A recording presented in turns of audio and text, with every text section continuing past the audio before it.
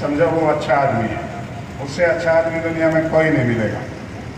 आप जल्दी जल्दी सी 2-3 बातें आपको कहनी है आज। मैं तो अभिभूत हो गया। अभिभूत क्या, एक आश्चर्य है ये दुनिया का। साधुओं के बच्चे नहीं होते और वो बच्चों को शिक्षित और संस्कारित करने के लिए अपना जीवन खपा देते हैं, और जिनके बच्चे होते हैं वो शिक्षा और संस्कार के बारे में जरा भी ध्यान नहीं देते। ये एक दुनिया का आश्चर्य है, और वो आश्चर्य यहाँ आपके यहाँ घट रहा है।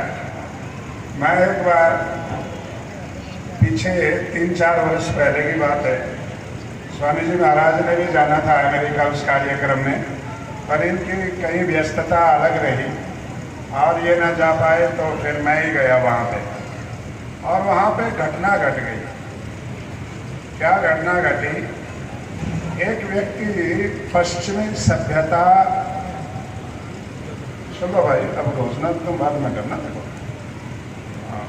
ये और उस संस्कृति में पढ़ा हुआ एक बालक, भारतीय वंश परंपरा का एक बालक था, भारतीय समाज का था।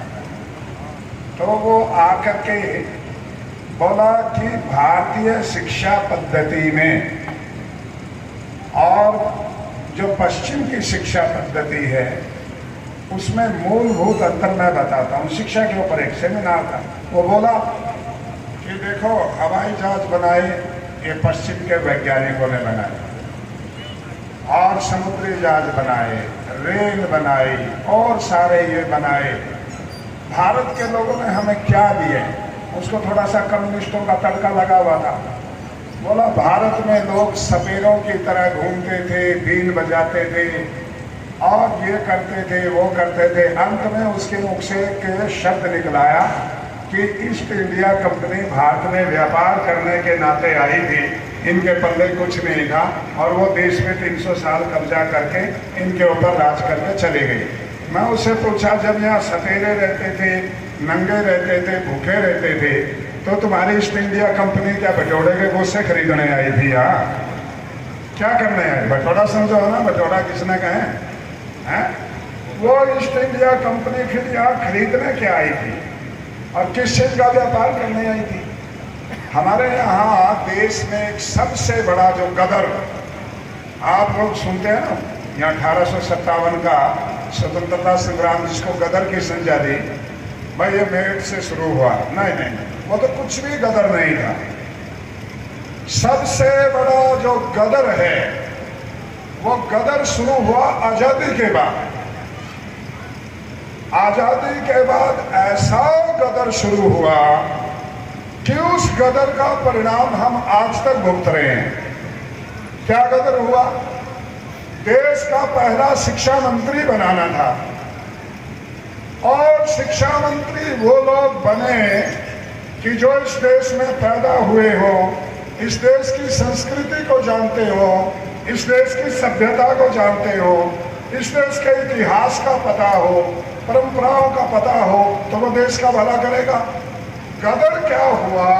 देश का पहला शिक्षा मंत्री बनाया उस व्यक्ति को जो इस देश में पैदा ही नहीं हुआ। वो मक्का मदीना में पैदा हुआ, एक दिन स्कूल नहीं गया, एक दिन कॉलेज नहीं गया, एक दिन यूनिवर्सिटी नहीं गया, और देश का मौलाना आजाद को पहला शिक्षा मंत्री बना दिया। ये पहला गदर था, पहला गदर। और 17 साल तक फिर लगातार 17 साल तक इस देश की सभ्यता और संस्कृति से कोई लेना देना नहीं। परिणाम क्या हुआ? ये जो आप इंडिया गेट पे चले जाएं, ऐसा लगेगा आपको कि किसी मुस्लिम देश में आ गए हैं। इधर से देखो अकबर रोड, उधर से देखो हुमायूं रोड, उधर से देखो शाहजहां रोड, उधर से देखो तुगलक रोड, उधर से देखो बाबर रोड, उधर से देखो रोशनारा रोड। अरे राणा प्रताप रोड कहाँ है? अरे महर्षि दयानंद रोड कहाँ है? वीर बंदा बैरागी के नाम की सड़क कहाँ है? गुरु तेग बहादुर के नाम की सड़क कहाँ है? अरे राजा मिहिर की सड़क कहाँ है? वो कहाँ गए? क्यों नहीं हुए? और मैं आपको एक बात बता देता हूँ, हमारे लोगों को, बीजेपी को भी उसमें बहुत बड़ी सफलता हासिल हुई है। हम तो महाराज जी और हमारे जैसे लोग, हम तो ना बीजेपी के हैं, ना कांग्रेस के हैं, ना सपा के हैं, ना बसपा के हैं। हम तो भारत के हैं। जो भारत की बात करेगा उसे हम आशीर्वाद देंगे। हम तो उस आर्यवर्त के हैं। हम उस रामकृष्ण के संतान हैं जिसने सबको आश्रय दिया, सबको।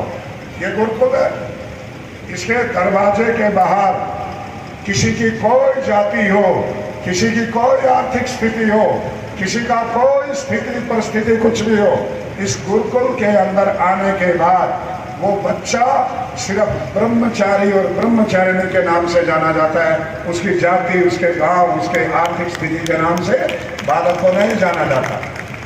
ये हमारी परंपरा नहीं है। ये सारे नाम, आप जो मैंने नाम गिनाए ना आपको, आजादी से पहले इस सड़क का कोई एक नाम, मैं हैरान हूँ इस बात से। मैं कई बार इस विषय पर बोलता नहीं, पता नहीं मेरा दिमाग क्यों खराब हो गया था, मैंने कुछ और बात करनी थी। मैं हैरान हूँ इस बात से, जिस बाबर ने अपने मरने के बाद में मुझे इस देश में दफनाया भी नहीं जाए, उसने लिखा है अपनी वसीयत। जिस बाबर ने अपनी वसीयत में ये लिखा कि मरने के बाद में मुझे इस देश में दफनाया भी नहीं जाए, और जिसने अपने जीवन में कभी इस देश के पानी की एक बूंद नहीं पी, एक बूंद कभी अपने पानी, इस देश के पानी की नहीं पी। आप सोचेंगे तो वो क्या पीता था? 22 घोड़े हर रोज काबुल से पानी लेकर के चलते थे बाबर के लिए। हर रोज 22 घोड़े काबुल से पानी लेकर के दौड़ते हुए आगरा तक आते थे। डेली का काम था। जब तक यहाँ पर वो जिया, उसने इस देश का पानी नहीं पिया, और उसके नाम पे दिल्ली में सड़क बनी हुई है। इससे बड़ा कदर इस देश के साथ में और क्या होगा, क्या होगा?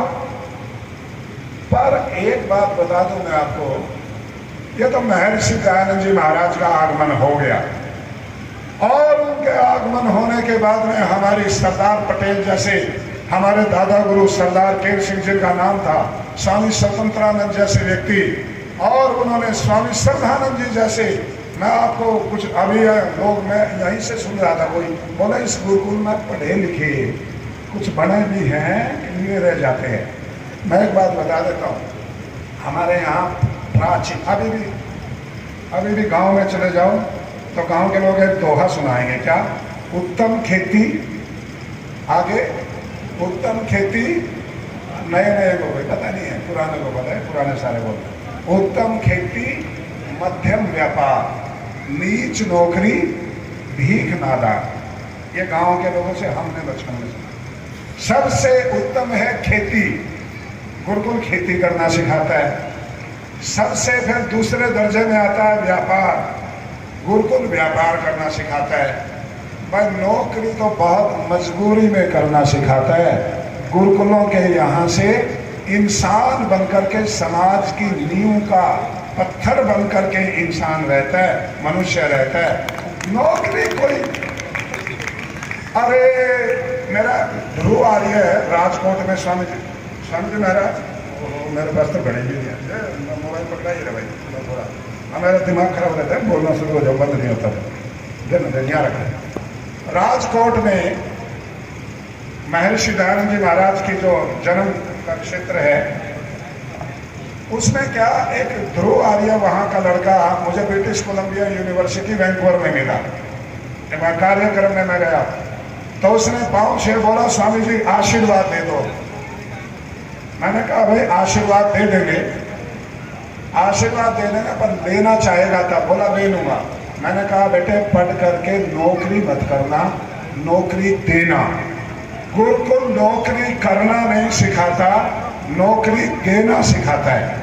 और जब तक नौकरी देने वाले पैदा होंगे तब तक देश में बेरोजगारी नहीं रह सकती। उसका उदाहरण दे देता हूँ। गुरुकुल कागड़ी के पहले स्नातकों में कोई सरकारी डिग्री, कोई सरकारी मान्यता कुछ नहीं था। सरकारी डिग्री नहीं थी, सरकारी मान्यता नहीं थी, सरकारी सिलेबस नहीं था, और उसका पढ़ा हुआ एक भी व्यक्ति, एक भी स्नातक आज तक बेरोजगार नहीं घूम रहे हैं। और गुरुकुल का पढ़ा हुआ कोई आत्महत्या नहीं करेगा। 18-18 साल के बच्चे लटक जाते हैं, एक भी अब तक तक संसार में रिकॉर्ड नहीं आया कि गुरुकुल के पढ़े हुए ने आत्महत्या कर ली हो। और गुरुकुल का पढ़ा हुआ और कुछ भी काम नहीं मिलेगा ना, तो गायत्री मंत्र पढ़ करके आशीर्वाद देगा, सामने से 51 रुपए मिलेंगे। अंग्रेजी में तो कोई आशीर्वाद भी नहीं लेता, वो भी संस्कृत में लेता है।